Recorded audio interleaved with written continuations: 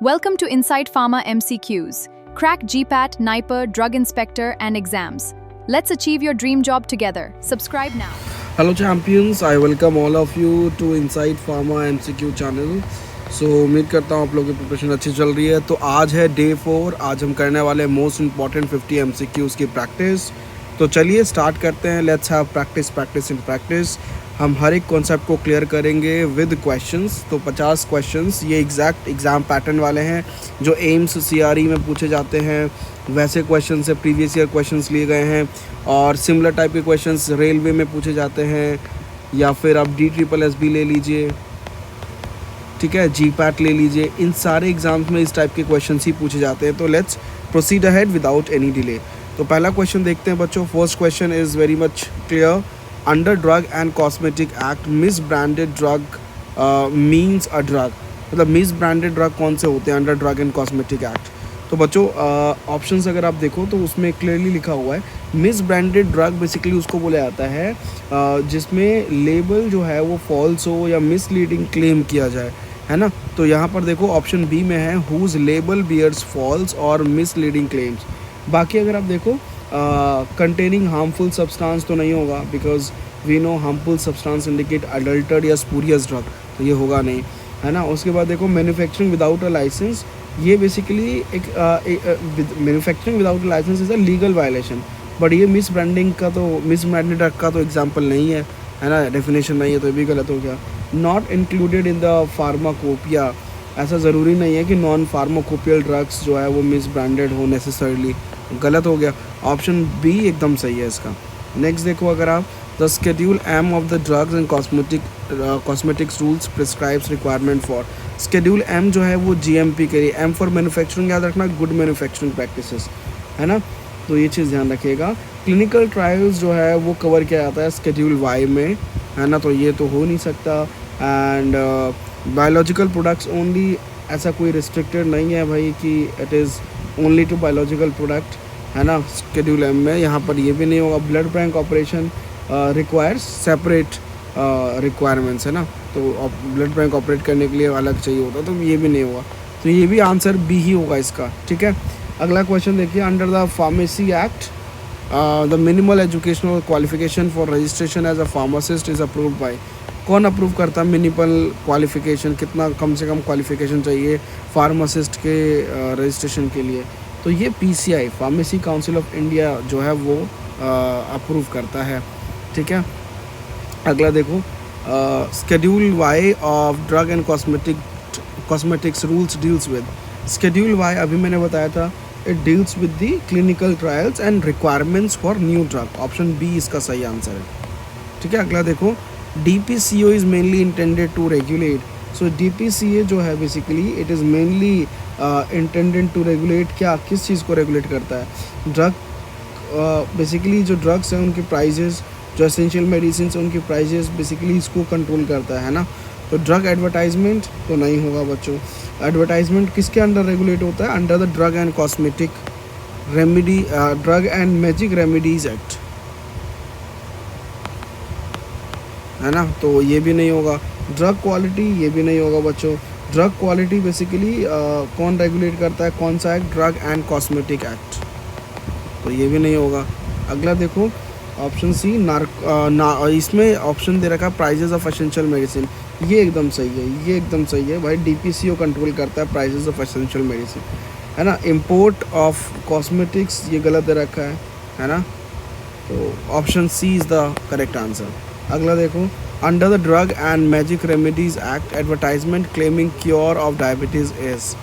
So basically drug and magic remedies act जो है उसमें जो एडवर्टाइजमेंट अगर कोई कर रहा है डायबिटीज़ को ठीक करने के लिए, है ना, तो that is basically not allowed, है ना। तो ऐसे drug and magic remedies act में क्या बोलते हैं, जैसे कि आपका जादू करके या ब्लैक मैजिक करके या उस तरीके की चीज़ें करके जो एक्चुअली सही नहीं है, एथिकल नहीं है, वो ऐसे करके आपका अगर डिज़ीज़ को ट्रीट कर रहे हैं, वो सब प्रोहिबिटेड है under the drug and magic remedies act, तो ये गलत हो गया। तो C is the wrong, basically the prohibited, तो ये इसका उस हिसाब से ऑप्शन सही है। अगला देखो next question. The legal responsibility for maintaining prescription records of Schedule H1 drug lies in legal जो रिस्पॉन्सिबिलिटी है प्रिस्क्रिप्शन रिकॉर्ड को मेंटेन करने के लिए Schedule H1 ड्रग का, वो कहाँ लाई करता है? They basically lies with the retail pharmacist. तो C is the correct answer. Which dosage form shows highest problem with weight variation? इनमें से कौन सा डोजेक फॉर्म सबसे ज़्यादा प्रॉब्लम कॉज करता है, सबसे ज़्यादा उसमें प्रॉब्लम होती है वेट वेरिएशन के साथ? तो बच्चों, जब भी हम बात करते हैं हार्ड जिलेटिन कैप्सूल्स की, तो वहाँ पर ये प्रॉब्लम होता है. कैप्सूल फिलिंग वेरिएशंस जो होते हैं ना, वो बहुत कॉमन होते हैं. तो यहाँ पर याद रखिएगा hard gelatin capsule. Sugar coated tablet तो होगा नहीं बच्चों. जनरली टैबलेट्स जो है रिलेटिवली यूनिफॉर्म होते हैं आफ्टर कंप्रेशन, तो ये भी नहीं होगा. सॉफ्ट जिलेटिन कैप्सूल्स भी नहीं होगा, ये मशीन फिल्ड होते हैं यूनिफॉर्मली. एंटेरिक कोटेड टैबलेट भी नहीं होगा. यहाँ पर अगर ऐसा हो गया तो एंटेरिक कोटिंग जो है that will be affecting the dissolution, so it is not a major weight variation. तो वेट वेरिएशन के लिए नहीं. तो करेक्ट आंसर ऑप्शन बी हो जाएगा इसमें. अगला देखिए, the major defect produced during tablet compression due to air entrapment. Air entrapment की वजह से कौन सा मेजर डिफेक्ट आता है टैबलेट कंप्रेशन के दौरान? तो बच्चों, उसको लैमिनेशन बोला जाता है. लैमिनेशन बोला जाता है. ठीक है. पिकलिंग क्या होता है? बेसिकली पिकलिंग जो होता है, पिकिंग जो होता है that basically occurs due to sticking. ये होता है स्टिकिंग के वजह से, है ना. स्टिकिंग कहाँ पे? पंच सरफेस पे. Sticking on punch surface. तो ये तो हो ही नहीं सकता. मॉटलिंग जो होता है बच्चों, वो बेसिकली अनइवन अगर कलरिंग हो रही है, कलर बराबर नहीं दिख रहा, अनइवन, उसे बोलते हैं अनइवन कलरिंग. ठीक है. और डबल इम्प्रेशन जो होता है वो बेसिकली होता है फ्रॉम द पंच मूवमेंट. तो ये भी नहीं होगा, पंच मूवमेंट. तो करेक्ट आंसर जो है ऑप्शन बी है इसका. Correct answer is option B. अगला क्वेश्चन देखो, hydroxy propyl methyl cellulose phthalate is commonly used for. Hydroxy propyl methyl cellulose phthalate, तो ये कहाँ यूज़ किया जाता है? बेसिकली ये एक एंटेरिक कोटिंग में इस्तेमाल करते हैं. स्वीटनिंग में तो नहीं होगा, it is not a sweetening agent, है ना. Hydroxy propyl methyl cellulose phthalate जो ये है, ये यूज़ किया जाता है एंटेरिक कोटिंग में. तो इसमें ऑप्शन, हाँ देखो ऑप्शन बी में दे रखा है एंटेरिक कोटिंग. तो B is the correct answer. अगला देखो, bloom strength is evaluated for. Bloom strength जो होता है दैट इज़ इवेलुएटेड फॉर किसके लिए करते हैं? जिलेटिन के लिए. तो ये याद रखना कि ब्लूम स्ट्रेंथ होता क्या है. बेसिकली ये मेजर करता है जेल का स्ट्रेंथ. जेल स्ट्रेंथ किसका? Let me write here, gel strength of gelatin. ठीक है. अगला देखिए, तो इसका B answer is the correct answer. Creaming in emulsion can be minimize by. Emulsion में जो क्रीमिंग होता है उसको मिनिमाइज कैसे कर सकते हैं? अगर आप पार्टिकल साइज़ को कम कर दें तो क्रीमिंग जो है वो मिनिमाइज हो सकता है. तो इंक्रीजिंग ग्लोब्यूल साइज़ तो होगा नहीं बच्चों, है ना. लार्ज ग्लोब्यूल साइज़ से क्रीमिंग जो है वो और इंक्रीज़ हो जाएगा, है ना. रिड्यूसिंग विस्कोसिटी तो होगा नहीं बच्चों, बिकॉज विस्कोसिटी कम करने से अगेन प्रमोट होगा क्रीमिंग. ठीक है. Reducing the particle size, yes it is correct. Particle size जो है अगर हम कम कर देते हैं तो क्रीमिंग की टेंडेंसी भी कम हो जाती है. एडिशन ऑफ वोलेटाइल ऑयल भी गलत है, इसका कोई डायरेक्ट रोल है नहीं क्रीमिंग में. तो C is the correct answer. अगला देखते हैं, zeta potential is important in evaluation of. Zeta potential important है किसके इवैल्यूएशन के लिए? A tablet, B suspension, C capsule and D suppository. तो करेक्ट आंसर इसका सस्पेंशन हो जाएगा बच्चों, क्योंकि आपको पता है टैबलेट्स जो है बच्चों, इसके केस में बच्चों they basically are evaluated by hardness या फ्राइबिलिटी, है ना, इन जैसी चीज़ों से. सस्पेंशन में जो जेटा पोटेंशियल है सस्पेंशन की स्टेबिलिटी को प्रिडिक्ट करता है, तो ये सही है। कैप्सूल जो है they are not evaluated by the zeta potential. Suppositories जो है ये इन्वॉल्व करता है मेल्टिंग या डिसइंटीग्रेशन टेस्ट, तो ये भी नहीं होगा, तो B is the correct answer. अगला देखते हैं बच्चों, अगला देखते हैं thalmic solutions are sterilised preferably by. जो थैल्मिक सॉल्यूशंस होते हैं बेसिकली जो आँखों में, ophthalmic not thalmic, ophthalmic solutions, ठीक है, जो आँखों में ड्रॉप्स वगैरह डालते हैं उसको स्टरलाइज कैसे करते हैं ज़्यादातर, तो उसको स्टरलाइज करने के लिए मेम्ब्रेन फिल्ट्रेशन होता है बच्चों, ठीक है, मेम्ब्रेन फिल्ट्रेशन। नेक्स्ट है बच्चों इसका बी आंसर सही है बच्चों। अगला देखो, the most suitable container for parenteral preparation. Parenteral preparation के लिए सबसे सूटेबल कंटेनर कौन सा होता है बच्चों? बोरोसिलिकेट ग्लास जो होता है बच्चों, बोरोसिलिकेट ग्लास वो सबसे सूटेबल होता है, बोरोसिलिकेट ग्लास, ठीक है, ऑप्शन सी में दे रखा है बच्चों, ठीक है, ये याद रखिएगा। बोरोसिलिकेट ग्लास जो है ये हाई केमिकल रेजिस्टेंस शो करता है, इसीलिए ये सबसे सूटेबल होता है। सोडा लाइम जो है इसमें प्रॉब्लम क्या हो सकती है बच्चों? लीचिंग हो सकती है ना, it can leach the alkaline. Neutral glass भी नहीं यूज़ होगा, है ना, neutral glass is acceptable but इससे बेटर बोरोसिलिकेट ग्लास होता है ना, borosilicate is superior than the neutral glass. C answer ज़्यादा प्रोमिनेंट है। अच्छा, फ्लिंट ग्लास जो होता है ये पेरेंटल के लिए सूटेबल नहीं होता है, तो C is the correct answer. अगला देखो, large volume parenteral should be free from.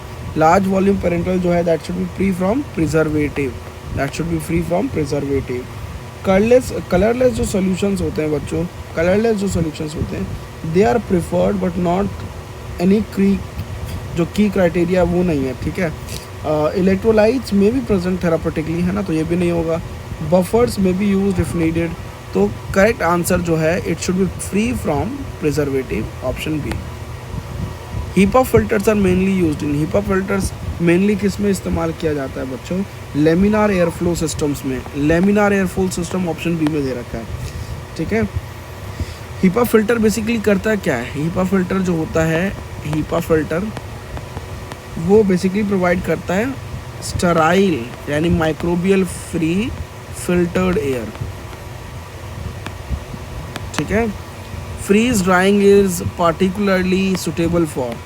Freeze drying particularly suitable होता है किसके लिए? बेसिकली बच्चों थर्मोलबाइल सब्सटेंसेस के लिए, जो थर्मली अगर टेम्परेचर की वजह से उनका डीनेचर हो जा रहा है स्ट्रक्चर, या वो फंक्शनली एक्टिव नहीं है हाई टेम्परेचर पे, तो फ्रीज ड्राइंग उनके लिए सुटेबल है जो थर्मोलबाइल सब्सटेंस है, ठीक है। हीट सेंसिटिव मटेरियल के लिए बेसिकली ये फ्रीज ड्राइंग सुटेबल होता है, तो option A is the correct answer. जैसे लायोफिलाइजेशन जो होता है वो प्रोटेक्ट करता है हीट सेंसिटिव मटेरियल को, है ना, तो ये चीज़ ध्यान रखिएगा, ए इसका सही आंसर हो जाएगा। अगला देखिए, biological half life is the time required for. बच्चों उस पूरे, जैसे मान लेते हैं ड्रग, इसकी कंसनट्रेशन पूरी है ए ड्रग की, जितना टाइम इस ड्रग के कंसनट्रेशन को आधा होने में लगेगा ना, वो टाइम कहलाता है हाफ लाइफ, आधा कंसनट्रेशन, यानी 50% reduction in the blood drug concentration, तो ये आपका करेक्ट आंसर हो जाएगा, ऑप्शन बी, ठीक है बच्चों। अगला क्वेश्चन देखते हैं। नेक्स्ट क्वेश्चन देखो क्या बोल रहा है। नेक्स्ट क्वेश्चन, क्वेश्चन नंबर 20 देखिए। ये भी अगेन बहुत सिंपल क्वेश्चन है। The factor responsible for passive diffusion of drug across the membrane is. कौन सा फैक्टर रिस्पॉन्सिबल होता है पैसिव डिफ्यूजन के लिए अक्रॉस द मेम्ब्रेन? बच्चों degree of ionisation, degree of ionisation, है ना। अनआयनाइज्ड ड्रग जो होते हैं वो बहुत ईजिली डिफ्यूज़ होते हैं। अनआयनाइज्ड ड्रग जो है वो डिफ्यूज़ होता है ईजिली, तो degree of ionisation is correct, ठीक है। अगला देखते हैं। नेक्स्ट देखिए, limit test for arsenic is based on the formation of. Arsenic का लिमिट टेस्ट जो है वो किसके फॉर्मेशन पे बेस्ड है? तो आर्सेनिक का जो आपका लिमिट टेस्ट है that is based on the formation of arsenic mirror, option B में दे रखा है, ठीक है। अच्छा, ब्राउन रिंग जो है that is basically formed when we are doing the limit test for the nitrate. Nitrate का जब करते हैं तब ब्राउन रिंग फॉर्म होता है, ठीक है। येलो प्रेसिपिटेट जो है कोई रिलेशन नहीं है यहाँ पर। अच्छा, ब्लू कलर कॉम्प्लेक्स नहीं बनता आर्सेनिक के दौरान, आर्सेनिक के लिमिट टेस्ट के दौरान। तो करेक्ट आंसर हो जाएगा arsenic mirror which is option B. अच्छा, Nessler's reagent is used in limit test for, किसके लिमिट टेस्ट में नेस्लर्स रिएजेंट यूज़ किया जाता है? Ammonia. When we are doing the limit test for ammonia उस समय पे करते हैं, ठीक है। ओके, सल्फेट के लिए बैरियम क्लोराइड यूज़ होता है रिएजेंट, बैरियम क्लोराइड, ठीक है। क्लोराइड के लिए क्या यूज़ होता है किसी को पता है? सिल्वर नाइट्रेट यूज़ करते हैं as a reagent, silver nitrate. Okay, iron जो है इसके याद रखना, इसको टेस्ट किया जाता है, लिमिट टेस्ट जो होता है वो उसमें क्या यूज़ करते हैं? थायोग्लाइकोलिक एसिड मेथड्स का इस्तेमाल करते हैं, ठीक है, थायोग्लाइकोलिक एसिड। अच्छा नेक्स्ट, तो इसका आंसर सी जो है करेक्ट हो जाएगा। लाल test is employed for detection of, अच्छा यहाँ याद रखिएगा पायरोजन्स की डिटेक्शन के लिए ये किया जाता है ना। What is LAL? LAL क्या स्टैंड कर रहा है किसी को पता है बच्चों? It is Limulus, L for Limulus, A for amoebocyte, and this L for lysate, Limulus amoebocyte lysate test होता है। ये बेसिकली डिटेक्ट करता है बैक्टीरियल, ये जो टेस्ट है किसको डिटेक्ट करता है? बैक्टीरियल एंडोटॉक्सिन्स को, ठीक है। तो B is the correct answer. चलिए आगे बढ़ते हैं। अच्छा, मॉइस्चर जो है that is determined by Karl Fischer method, ये भी याद रखना, तो ये होगा नहीं, है ना। अल्कोहल एस्टिमेशन के लिए अलग मेथड यूज़ होता है। स्टर्लिटी जो है याद रखिएगा, ये चेक करता है कि कोई माइक्रो ऑर्गेनिज्म है कि नहीं, वाइबल माइक्रो ऑर्गेनिज्म। तो B is the correct answer. अगला देखो, in microbiological assay potency is compared with, microbiological assay में पोटेंसी को कंपेयर किससे करते हैं बच्चों? स्टैंडर्ड प्रिपरेशन से, ठीक है। Potency is always determine against standard preparation, तो इसका B is the correct answer. Okay, nephelometry is based on the measurement of, nephelometry जो होता है it is based on the measurement of the scattered light, कि भाई कितना scattered light है। जो नेफेलोमेट्री होता है वो actually it measures the scattered light by the particle, ठीक है। एब्जॉर्ब लाइट तो होगा नहीं। एब्जॉर्ब लाइट किस में मेजर करते हैं बेसिकली? कोलोरोमेट्री में या स्पेक्ट्रोफोटोमेट्री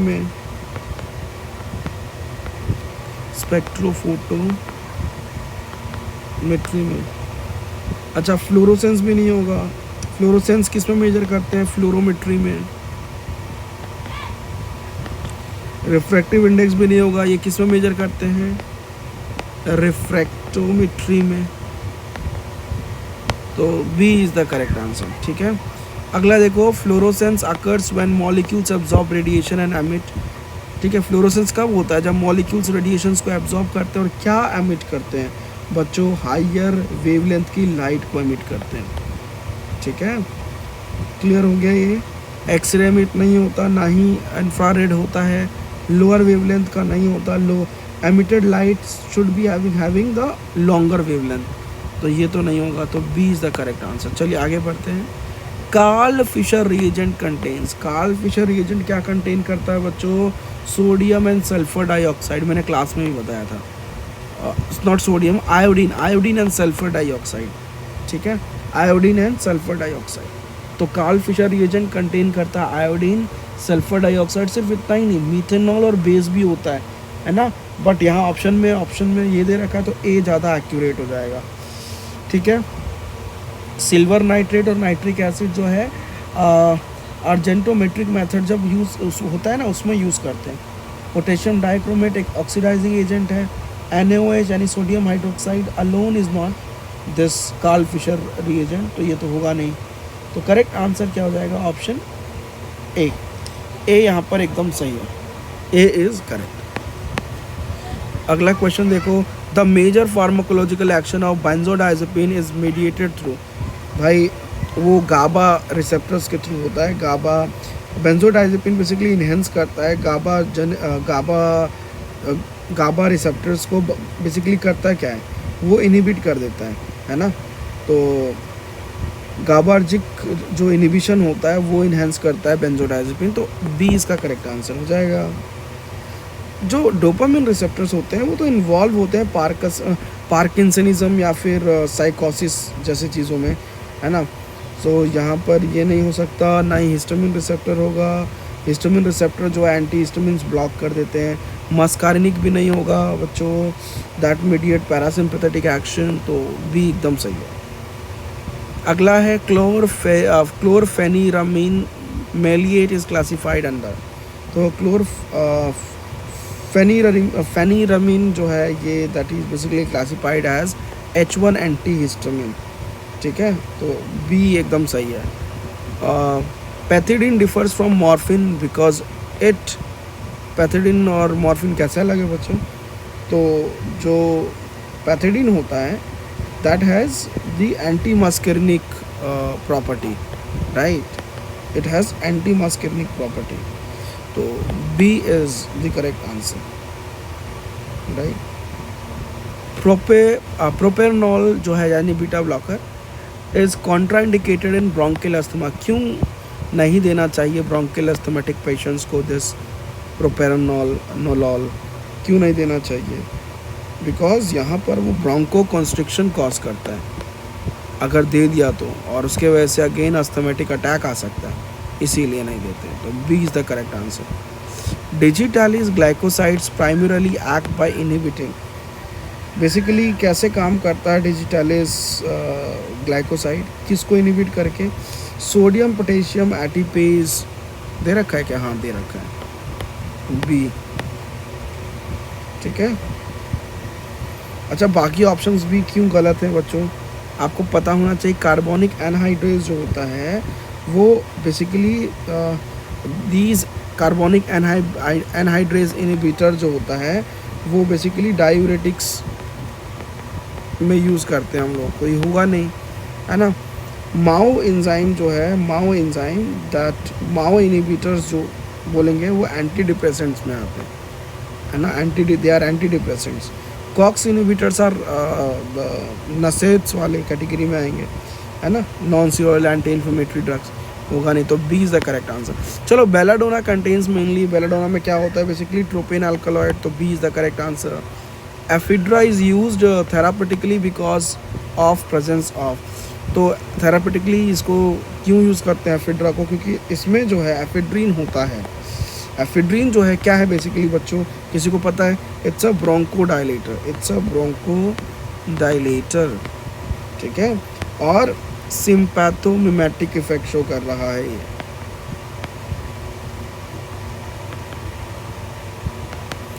तो यहाँ पर ये हो जाएगा बच्चों।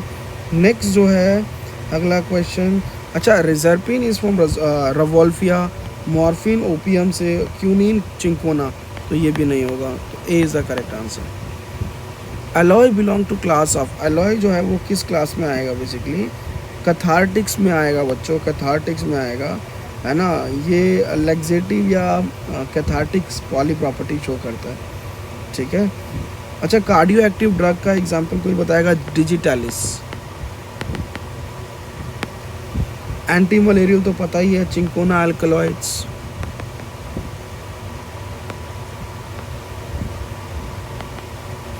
कार्मिनेटिव्स बच्चों दे बेसिकली कहाँ यूज़ करते हैं, फ्लैटुलेंस को रिलीव करने के लिए कार्मिनेटिव्स का इस्तेमाल करते हैं, तो ये भी नहीं होगा, B is the correct answer. Opium alkaloids are obtain from, बच्चों हमें पता है ओपियम जो है वो ड्राई लेटेक्स ऑफ कैप्सूल, किसका, पापावर सोमनीफेरम, है ना, तो या पॉपी प्लांट से, तो ये याद रखना ओपियम।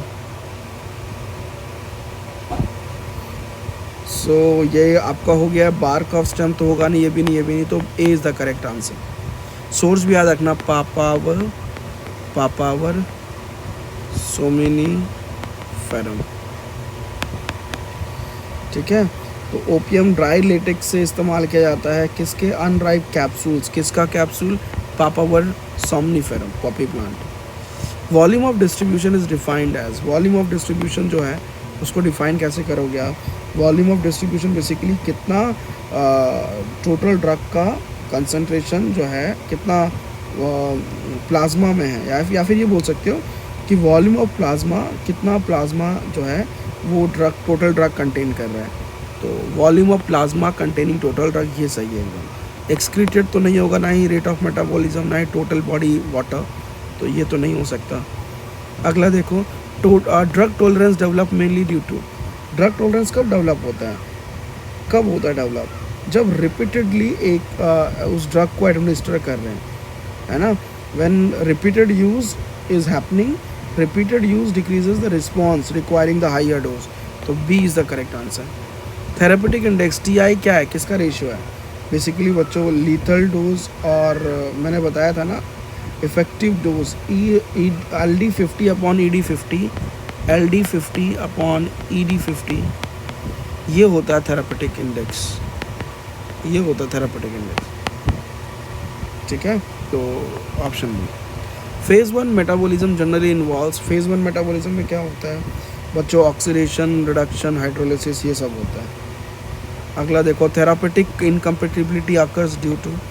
कब आता है बच्चों? जब रॉन्ग कॉम्बिनेशन हो जाता है ड्रग का, उस केस में आता है ना। अगला देखो, moisture requiring storage in well close container is protected from. That is actually protected from moisture from the atmosphere. अगर वेल क्लोज कंटेनर है, अगर हम ड्रग को ऐसे जगह रख रहे हैं वेल क्लोज कंटेनर में, इट मीन्स मॉइस्चर ईजिली उसमें अटैक कर सकता है, इसीलिए ऐसा कर रहे हैं। ठीक है। Clinical pharmacist is mainly involve in. Clinical pharmacist किस में होता है? ड्रग थेरेपी को ऑप्टिमाइज करने के लिए, है ना। अगला देखो, the oxygen carrying pigment of blood is, ये तो ईजी है, ऑप्शन बी।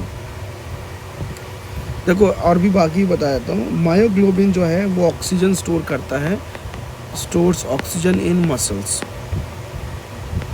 ठीक है। अच्छा, हीमोसाइडरिन जो है, हीमोसाइडरिन ये आयरन स्टोर करता है। मिलानिन आपका स्किन का पिगमेंट है, तो B is the correct answer. Vital capacity क्या है? Basically it is the maximum volume of air, maximum volume of air expired after the maximum inspiration. ठीक है। नेक्स्ट जो है इसका करेक्ट आंसर होगा B. Glomerular filtration occurs in, कहाँ पे होता है? तो ये होता है बोमेंस कैप्सूल में, है ना। RH factor is associated with, it is associated with the red blood cells, है ना। नेक्स्ट है बच्चों, आपको पता है ना कि RBCs के मेम्ब्रेन पे RH एंटीजन होता है, इसीलिए मैंने बोला RBC is the correct answer. AIDS patients become susceptible to the opportunistic infections due to reduction in। इतने एड्स के जो पेशेंट होते हैं उनको जल्दी से बाकी इन्फेक्शंस होने लगते हैं, है ना। उनका इम्यून वीक हो जाता है। क्यों? क्या चीज़ कम हो जाता है उनमें? तो उनमें जो है CD4 लिम्फोसाइट्स काफ़ी कम हो जाता है नंबर में। क्यों? क्योंकि HIV जो होता है वो डिस्ट्रॉय करता है, HIV डिस्ट्रॉय करता है किसको? CD4 T हेल्पर सेल्स, इसीलिए। Oral rehydration solution ORS mainly works by, कैसे काम करता है ORS? ORS is mainly working bye enhancing sodium glucose को ट्रांसपोर्ट, ऑप्शन बी। ठीक है। लास्ट क्वेश्चन देखो बच्चों, लास्ट क्वेश्चन देखो। First aid for acid poisoning generally includes administration of. Acid poisoning हो जाता है तो उसके लिए कौन सा फर्स्ट ऐड देते हैं? क्या डाला जाता है, क्या दिया जाता है? तो बेसिकली बच्चों माइल्ड अल्कलाई दिया जाएगा, है ना, जो न्यूट्रलाइज कर देगा एसिड को।